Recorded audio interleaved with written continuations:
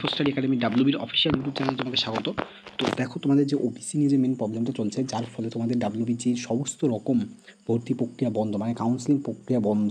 হ্যাঁ, ডাব্লিউবিজির কমপ্লিট হয়ে গেল, এক্সাম হয়ে গেলেও তোমার এখনও কাউন্সিলিং প্রক্রিয়া কিন্তু শুরু হয়নি। যেমন জেনপাস ইউজি, এনএম, জিএনএম, ঠিক আছে। এবং তোমাদের 2024 সালে জেনপাস তোমার হচ্ছে পিজির যে একটা এক্সাম হয়, ঠিক আছে, সেটারও কিন্তু এখনও পর্যন্ত কাউন্সিলিং শুরু হয়নি, যার ফলে অনেক প্রবলেম দেখা দিচ্ছে। দেখো কালকে কী বলেছে, যে 2009-এর আগে যেগুলো তোমার ওবিসি সার্টিফিকেট হয়েছে সেগুলোতে কিন্তু ওবিসি এ বি কিছু লেখা নেই, ঠিক আছে। ওবিসি এ বি কিছু উল্লেখিত ছিল না, যার ফলে কী হয়েছে, 2009 সালের কিন্তু আগে যাদের ওবিসি সার্টিফিকেট ছিল তাদের কিন্তু ওবিসি এ আর বি কোনোটাই লেখা ছিল না। আগে কী হয়েছিল, যে টোটাল তোমার সংরক্ষণটা ছিল কিন্তু তোমার 7%, কিন্তু 2009 সালের পর থেকে ওবিসি এ ক্যাটাগরিতে 10% এবং ওবিসি বি ক্যাটাগরিতে তোমার কিন্তু 7% একটা মানে ছাড় দেওয়ার, মানে সংরক্ষণ দেওয়ার আর কি কথা উঠে এসেছিলো, ঠিক আছে। তো দেখো কালকে কী হয়েছে, যে একটা জিনিস যে দেখে নাও, সংরক্ষণের হার 7%। 2009 তালিকা অবশ্য ওবিসি এ ও ওবিসি বিভাজন ছিল না 2009 সালের আগে, যেটা আমি বললাম এখন, ঠিক আছে। এবং সেক্ষেত্রে 2009 তালিকায় এ এবং বি ভাগ না থাকলেও কাস্টের উল্লেখ ছিল, ঠিক আছে। সে সমস্ত 2010-এর পড়া ইস্যু ওবিসি সার্টিফিকেট কাস্টের উল্লেখ দেখে মানে যেগুলো 2010-এর পর থেকে হয়েছে, ঠিক আছে। তুমি ব্যাপারটা এরকম না, তুমি যদি মনে করো তুমি 2017 সালে একটা ওবিসি সার্টিফিকেট করেছো, ঠিক আছে, দেখবে তোমার ওখানে একটা কাস্ট নাম্বার বা সার্টিফিকেট নাম্বার লেখা আছে, যেখানে তোমার নোটিফিকেশান নাম্বার লেখা আছে, যে কত সালে নোটিফিকেশান নাম্বার অনুযায়ী তোমার সার্টিফিকেটটা হয়েছে, ঠিক আছে। আমি একটা লিস্ট দিয়ে দেবো, যেখানে 66টা তোমার ক্যাটাগরি আছে, যাদের তুমি যদি ওই ক্যাটাগরির মধ্যে পড়ে থাকো, তাহলে তুমি সমস্ত রকম online form fill up application করতে পারবে, ঠিক আছে। সেন্ট্রাল ওবিসি এনসিএল এইসবও তুমি অ্যাপ্লাই করতে পারবে ওই 66টা ক্যাটাগরির মধ্যে যদি তুমি পড়ে থাকো। সেই লিঙ্কটা আমি ভিডিও ডিসক্রিপশন বক্সে বা কমেন্ট সেকশনে পিন করে দেবো, সেখান থেকে তুমি দেখে নিতে পারবে, ঠিক আছে। তুমি যদি 66টা নিয়ে থাকো কোনো অসুবিধা নেই। তো কাল কী হয়েছে, যে তো এখনও বলা হচ্ছে যে 40 দিনের সময় দেওয়া হয়েছে রাজ্যকে, যে এই নতুন প্রক্রিয়া শুরু করার জন্য, মানে ভর্তি প্রক্রিয়া যা যা তোমার আটকে আছে এই পর্যন্ত, সেগুলো শুরু করার জন্য।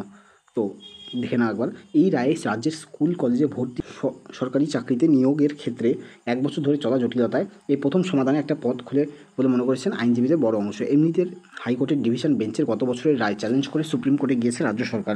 সেই মামলা এখনও চলছে। রাজ্যে আবেদন করলেও হাইকোর্টের রায়ে স্থগিতাদেশ দেয়নি সুপ্রিম কোর্ট। আবার মার্চে সর্বশেষ শুনানি রাজ্যই জানিয়েছে নতুন করে ওবিসি সমীক্ষা করা হয়েছে, এবং টাইম কতটা লাগবে বলতো, টাইম লাগবে হচ্ছে 3 মাস। কেন তোমাদের এখানে বলেছে যে দেখো 66টা শ্রেণী চিহ্নিত হয়েছে, ঠিক আছে, যেগুলো 2009 সালের আগের, বুঝেছ। এবং এখানে দেখে নাও আরেকটা, যে এই অবস্থায় কতদিন ধরে ওবিসি তালিকা নিয়ে জটিলতায় ভর্তি নিয়োগ আটকে থাকবে সে বিষয়ে প্রবল সংশয়ের আবহেই joint entrance examination for medical and allied সায়েন্সের পোস্ট গ্র্যাজুয়েট, মানে যেটা জেনপাস পিজির এক্সাম হয়ে গেছে 2024 সালে, কিন্তু যার কাউন্সিলিং এখন শুরু হয়নি, সেইটার কিন্তু মেন যারা এক্সাম দিয়েছিল তাদের কিন্তু একটা পথ খোলার আশা দেখা যাচ্ছে, ঠিক আছে। এবং তোমাদের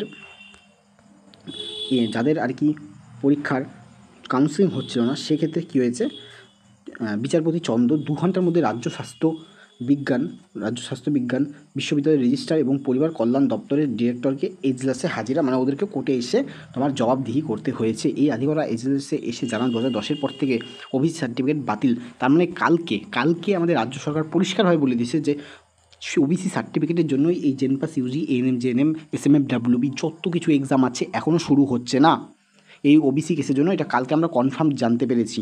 তো তাই এবার কী বলেছে বিচারপতি, তার বিচারপতি বলেন 2010-এর আগের ওবিসি তালিকা নিয়ে কোনো সমস্যা তো নেই, সেই তালিকা অনুযায়ী ওবিসি বাছাই করতে হবে। মানে 2009-এর অ্যাটলিস্ট যারা আগে নোটিফিকেশান, আমি বারবার বলছি, যাদের নোটিফিকেশান নং লেখা থাকবে, সার্টিফিকেট নাম্বার লেখা থাকবে, সেখানে তোমার যেমন আমার যেটা আছে সেখানে কিন্তু 1997 লেখা আছে, ঠিক আছে।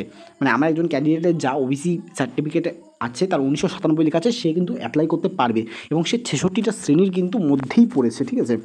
তো সেই জিনিসটা কিন্তু রাজ্য জয়েন্ট এন্ট্রান্স বোর্ডকে বিচারপতি চন্দ্রের নির্দেশ দেন যে 2009-এর তালিকা ও সংরক্ষণ বিধি মেনে 40 দিনের মধ্যে নতুন তালিকা প্রকাশ করতে হবে, এবং সমস্ত রকম নতুন প্রক্রিয়া কিন্তু শুরু করতে হবে। তো অ্যারাউন্ড তুমি ধরে নাও আর হাইস্ট 1.5 মাসের মধ্যে তোমার প্রক্রিয়া, মানে জেনপাস ইউজি বা এএনএম, জেএনএম এগুলো শুরু হওয়ার কিন্তু একটা সম্ভাবনা রয়েছে, ঠিক আছে। তো আজকে এই ভিডিওটা এই পর্যন্ত। কোনো রকম ডাউট থাকলে আমাকে অবশ্যই কমেন্ট সেকশনে জিজ্ঞেস করো, সেই সমস্ত ডাউট আমি ক্লিয়ার করে দেবো। তোমার 2009 সাল পর্যন্ত কারা কারা এখানে ভ্যালিড হবে সেই একটা লিস্ট কিন্তু আমার কাছে আছে। এই লিস্টটা আমি লিঙ্ক ডিসক্রিপশন বক্সে দিয়ে দেবো, সেখান থেকে তোমরা ইজিলি দেখতে হবে। তো দেখো, এই যে 66টা শ্রেণী আছে, ঠিক আছে, এই যে 66টা শ্রেণী আছে, এই 66টা শ্রেণী পর্যন্ত যাদের আছে ওবিসি সার্টিফিকেট, তারা কিন্তু সমস্ত রকম চাকরি, সেন্ট্রাল, স্টেট, সমস্ত রকম চাকরি বা এক্সামে কিন্তু ফর্ম ফিল আপ ইজিলি করতে পারবে, ঠিক আছে। তো এই যে 66টা আছে, আমি এই লিঙ্কটা আমি ডিসক্রিপশন বক্সে দিয়ে দেবো, সেখান থেকে তুমি ইজিলি দেখে দিতে পারবে যে তোমার যে ক্যাটাগরিটা আছে সেই ক্যাটাগরিটা, মানে যে তোমার যে কাস্ট আছে সেই কাস্টটা এর মধ্যে আছে কি না। যদি থাকে তাহলে তুমি আরামসে সমস্ত রকম কিন্তু যে ফর্ম ফিল আপ আছে সেগুলো কিন্তু করতে পারবে। আজকের ভিডিওটা পর্যন্তই। ডাউট থাকলে কোনো রকম আমাকে অবশ্যই কমেন্ট সেকশানে জিজ্ঞাসা করবে।